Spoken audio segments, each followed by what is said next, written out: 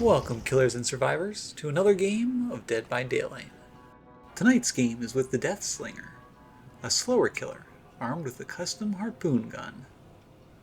If you are already familiar with this killer, or you don't care about my build, feel free to skip ahead to the gameplay. Timestamps are in the comments. The Deathslinger is one of the few ranged killers in Dead by Daylight. The trade-off is that he is what is commonly called a 110 killer. A killer that moves at 110% of a survivor's running speed, as opposed to the more typical killer's 115%. The Deathslinger's gun doesn't have the largest range and doesn't deal damage on its own, but the survivor speared by his gun can be reeled in like a fish. Once reeled in, a survivor can either be meleeed, or if not hit fast enough, that survivor will break the chain and stun the Deathslinger. However, either way will still injure the survivor, and even apply a stack of deep wound, a status effect that survivors will have to cleanse before it incapacitates them. Be warned though, that swinging with your weapon will automatically disconnect the chain without breaking it. So if you don't hit with that melee swing, the survivor could escape without damage. Why swing then, you might ask? Because while breaking the chain will injure survivors, it cannot down them. Only a melee attack, speared or otherwise, can. Another thing to keep in mind is that your melee attack counts as a basic attack for the purpose of add-ons or perks, while breaking the chain is a special attack, something that's important for our perks. The centerpiece of today's build is a perk called Surge. Surge automatically damages all generators in a radius around your character whenever you down a survivor with a basic attack. As the Deathslinger brings his victims to himself, he can control exactly where Surge procs, ensuring that the areas you need locked down get hit by Surge over and over. Corrupt Intervention helps us with that. Being a 110 killer, the Deathslinger tends to have a bit of a slow start, and Corrupt Intervention blocks the farthest 3 gens from your starting location for the first 2 minutes of a game, or until you down a survivor for the first time. Helping us get that down is Rapid Brutality, which gives us a speed boost after every basic attack. Normally, you'd want to reload your gun after a hit, but with Rapid Brutality, you can often get that final burst of speed to get a follow-up hit, or at the very least lose less distance when reloading. Our final perk is Coup de Grace. Coup de Grace gives you 2 stacks every time a generator is completed, and the stack can be used to increase your lunge distance drastically. Remember when I mentioned that you need a melee hit to down a survivor, but if you swing your weapon too early, that survivor can escape? Coup de Grace can be your saving grace here. It also combos well with the Deathslinger, since you don't need the lunge for your speared hits. You're bringing them right to you after all. As I usually do in my builds, I've stuck the yellow and brown add-ons to keep the build cheap, so you don't feel like you're relying on crutches. The Rusted Spear lets our speared hits inflict mangled to slow down the speed that survivors can eventually be healed at, and the Modified Ammo Belt decreases your reload time, which is always helpful. Well, it's time to go fishing. Will we catch ourselves the big one, or will we blow it big time? Let's find out.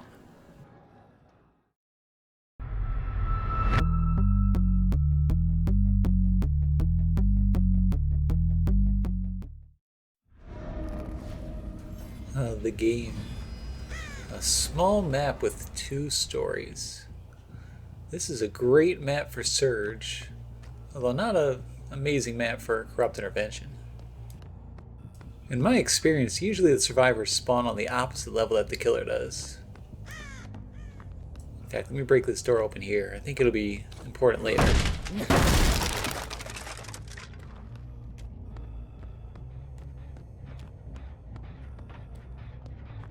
And here's our first survivor.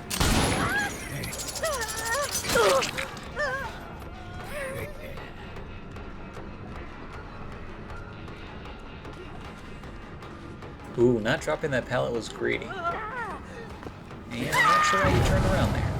Well, that's our first down. So that ends Corrupt Intervention, and we get a Surge proc.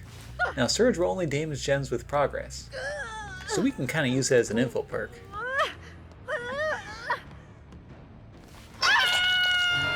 Up you go, and let's go check it out. Oh wait, hold on a second. Here's somebody. I'm gonna save some time and let Surge kick that gen. Oh, you went this way. Oh, scratch marks almost tricked me. Come on down! Ah, that's always so satisfying. Okay, let's see if I can reel him just far enough. Ah, nah, I should have swung there. I might have been able to get him. But unfortunately, I don't have any stacks of coup yet, so I wouldn't have had any help. Do a little swing there as I'm dropping to control my fall. Ah, that was a bad shot. But this corner's a dead end. Yeah, nowhere to go, huh? Let's drag him back towards the center. And jolt those generators again. Excuse me, surge those generators. Fun fact, when Surge was added to the game, it was called Surge. And it came with the Stranger Things DLC. That DLC got removed temporarily and they changed the name of the perk to Jolt. And then when they re-added it, they changed it back. So my instincts call it both, actually. I can't get a melee hit in over that pallet, of course. So I'll break it and let it run off. And hopefully, he runs to a bad area. Like this one. Pull him back, and get a nice surge hitting a couple gens. Yeah, I can tell I'm going to get insane value from surge this game.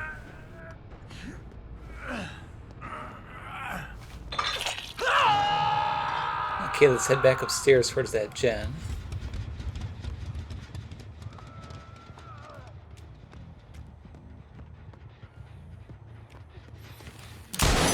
Ah, close. But he's in quite a dead zone right here against the Deathslinger. Yeah, his only option is to drop down, I think.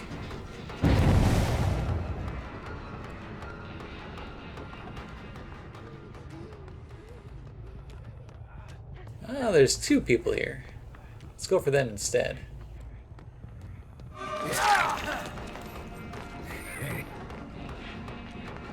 Now, Rapid Brutality is great here. Getting some distance where I can't quite get a line of sight.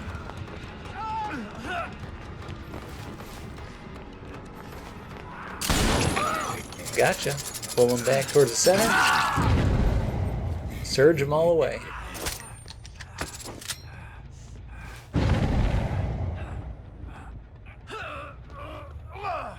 There is one thing I'm worried about.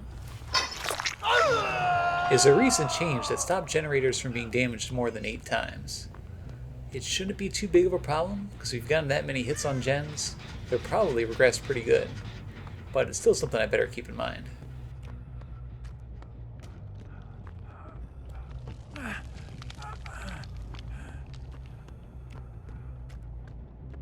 Okay, don't hear any progress on that one.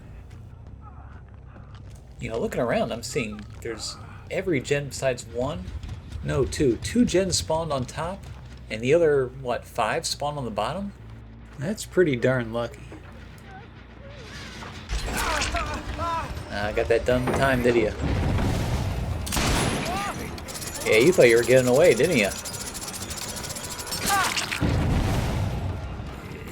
Now, where'd your friend go? Down the hole, I guess.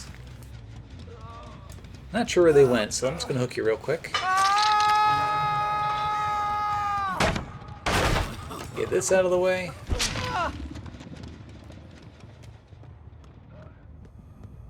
Them getting that gen done was probably pretty bad for them, because now all the gens left are all on the bottom. It makes it a lot easier for my 110 speed killer to get around.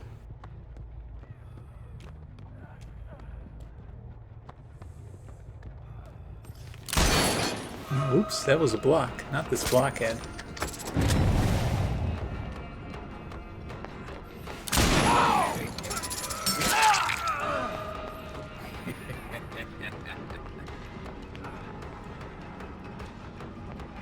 What he's doing is one of the best ways to combat the Deathslinger. Ah, got stuck here.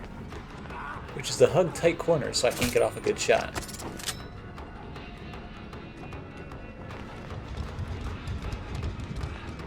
But I bet I can do a little fake here, make him think I'm going around, and get a nice hit.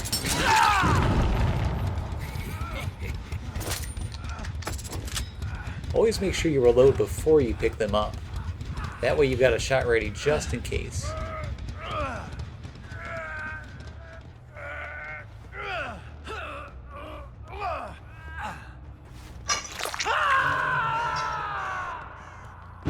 That progress bar you keep seeing in the top left is just a challenge I've got.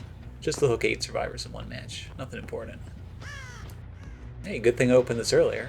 Okay, I'm gonna hide my red stain. And yoink! Ah, gotcha. You'll see me do little dance moves sometimes where I spin my camera around. Killers have what's called a red stain, which is like a red light in front of your character. Survivors can see this, and hiding is a good way to get to sneak up on survivors, or to do mind games during a chase. Hold on, I think he's going for the unhook here. Yeah. Not today.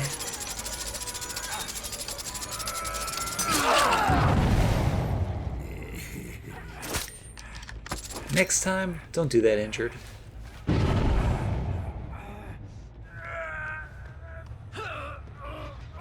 Okay, it looks like they ran towards the back over there. Ooh, and he's dead.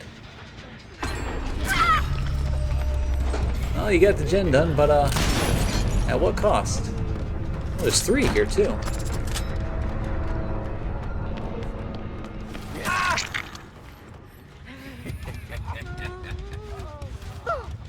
Quick pickup so I can use that little speed burst from Rapid Brutality to get to a hook. And I might need it. There's 2 hooks that are kind of a little far away. I should be able to just barely get there, but I'm going to have to open that door on the right-hand side. Oh, and she's dead too. The door spawns on this map are fairly predictable. Oh, I'll break the pallet too. Yeah, there's the hook. Hey, get out of here, bird. Yeah, you better run.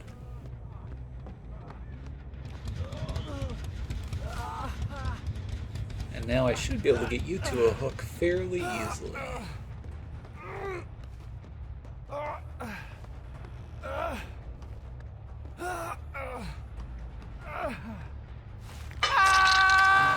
And then there was one.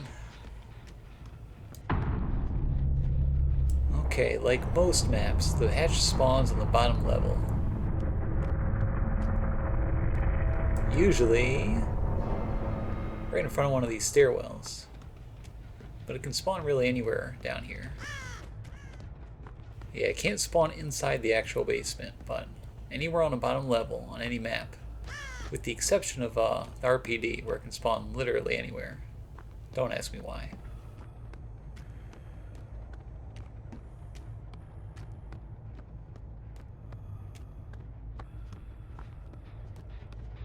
Well, we didn't find the hatch, but we found the survivor. Might as well use the coup stack here.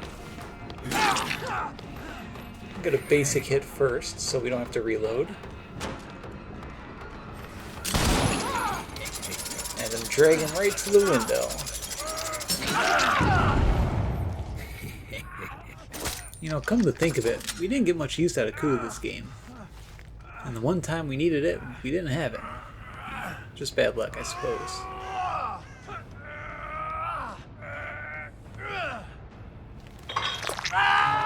Hey, quiet you.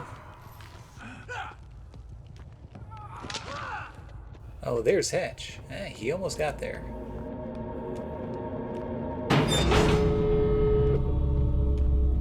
Well, Surge really dominated this whole game here, didn't it?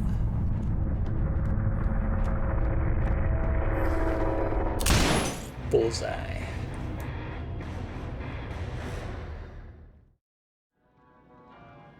The map we played on, the game, was a rather centralized map, so Surge was incredibly effective. But I found that you don't need a small map to make good use of it. Just make sure to pick your fights, and remember that you don't always have to down a survivor immediately. You can zone them into an area where you can take advantage of Surge. I played a few games before this one, mostly trying out different add-ons and perks to see what felt right with Deathslinger. Other perks you might want to try are a Nurse's Calling, or Friends Till the End. Both of these can be used as info perks for solid ambushes. Although keep in mind that the latter perk's exposed effect will be difficult to take advantage of with your 110% movement speed. If you enjoyed this match and are interested in more from this killer or any other, please let me know in the comments. And as always, thank you for watching.